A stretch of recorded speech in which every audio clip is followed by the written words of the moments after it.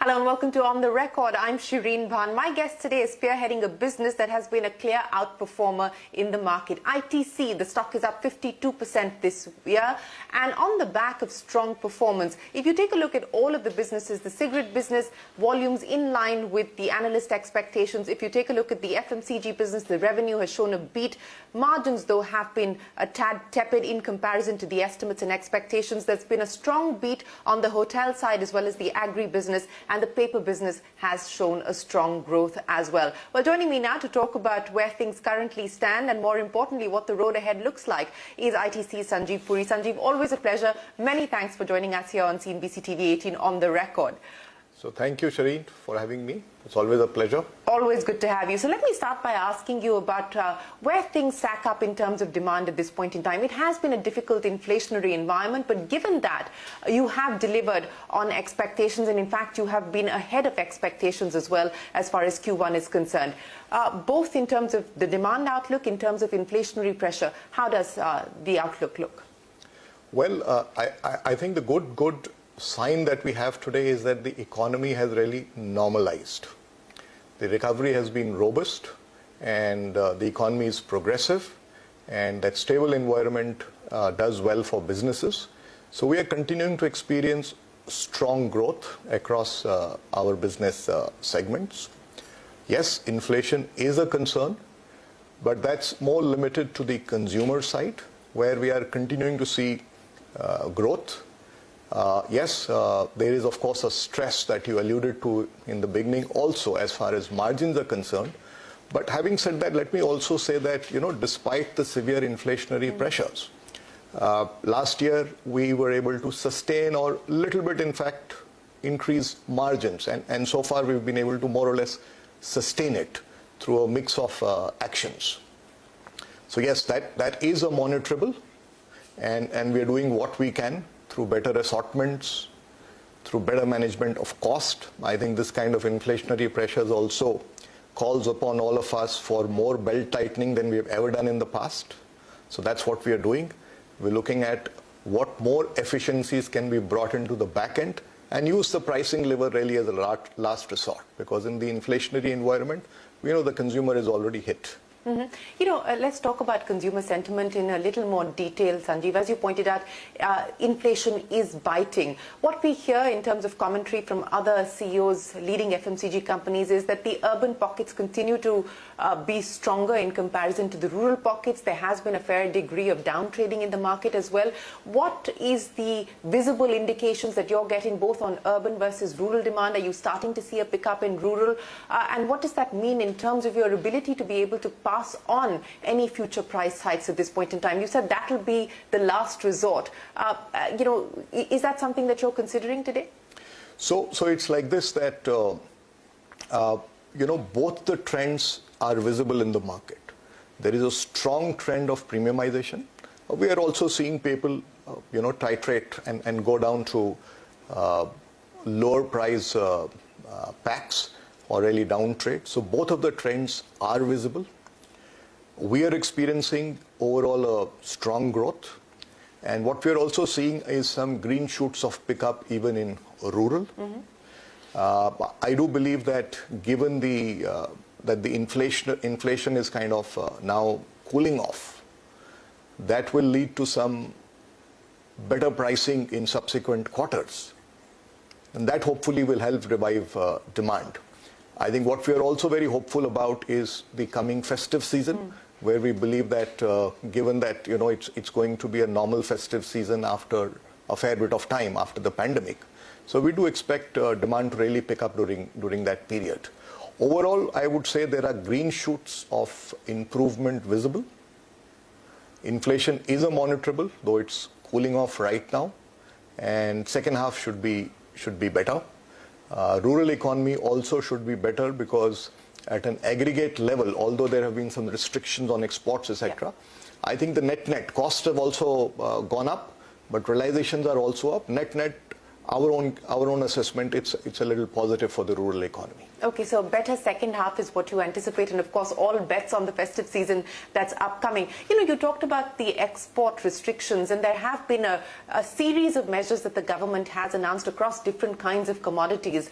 Some outright bans, of course the G2G window has been left open. How has that impacted business for you? What is the export contribution across these commodities for you at this point in time? All right, okay. Let me first of all, just make a supplementary point on the earlier question. I think we also need to recognize that the base period was not a normal period, and therefore interpretation of data, I think, is best done in a stable environment. So we should really wait for another couple of quarters to interpret, right, on the aggregate performance of the industry. That's one. Okay, coming down to this, you see, there have been in the recent past opportunities that have arisen for exports on account of fundamentally two reasons. One is climate change, wherein competing origin crops have not done well or failed. And two, on account of supply disruptions. First on account of pandemic, and then on account of the geopolitical dynamic. And we've been agile to seize the opportunities, whatever have arisen. However, you see, structurally, what we are focusing on in the agri-business is more on what we're really building is our value-added portfolio. And when I say value-added portfolio, there are two pillars to it.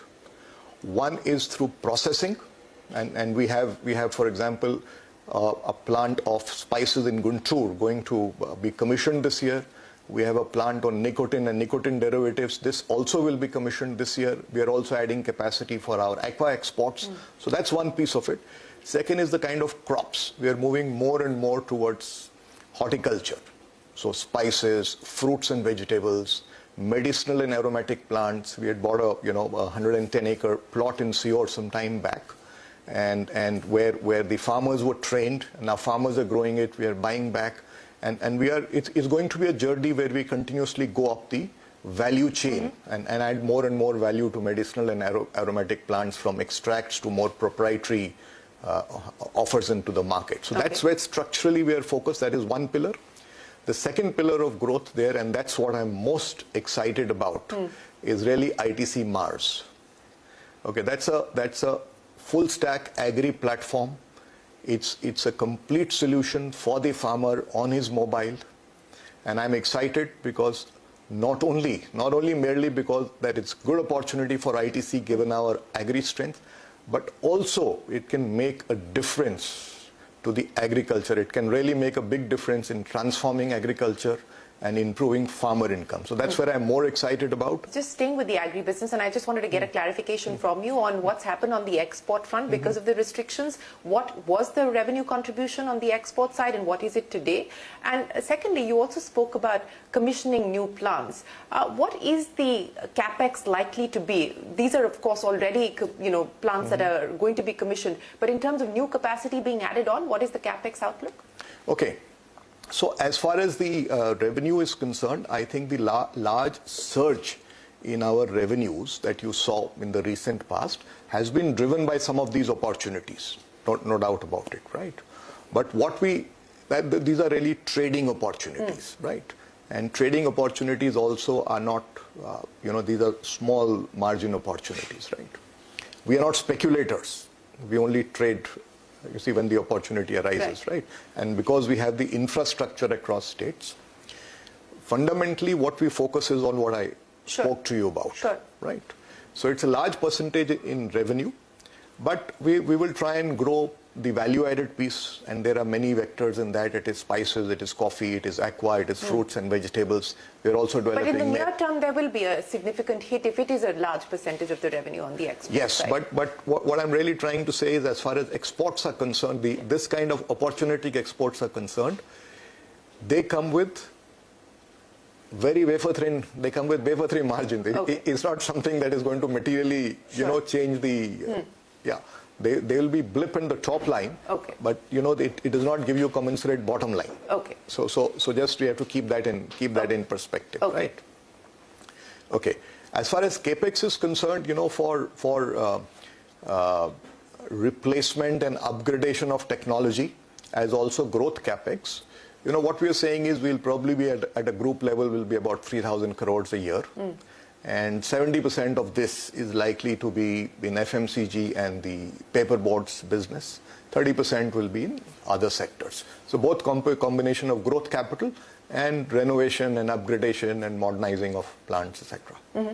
Let's talk about some of the individual verticals, and I'll start by talking to you about hotels, because here we are at the ITC Moria in the capital. The question of the demerger is back on the table, and from our last conversation you had said it's not a question of if, it's a question of when. Are you any closer to answering the when?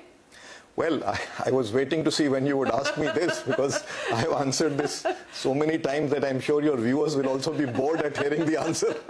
What I have to say is really what is still there. The same? Same answer, what is there in our annual report and what I said at the AGM, right?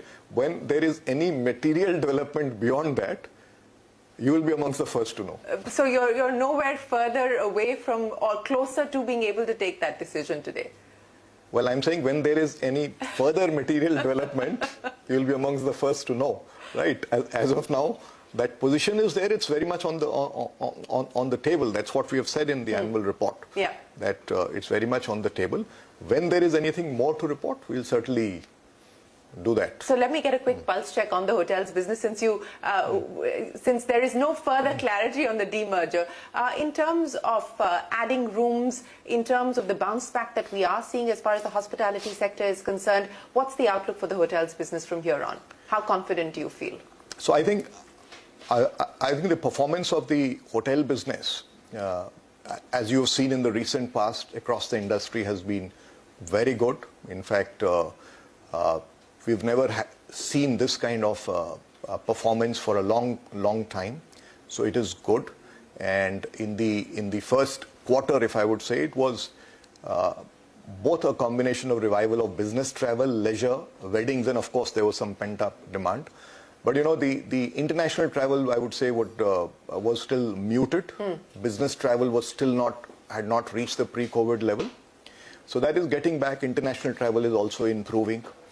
And we do not see much supply coming in. Okay. Right. So therefore we are quite optimistic on this segment. And we had said, I had mentioned to you earlier that our strategy, is going to be asset right. Yeah. And to further that, we also launched 2 brands in the recent past, Story and on Momentos. Right. We already have two stories have been launched. Momentos also should start.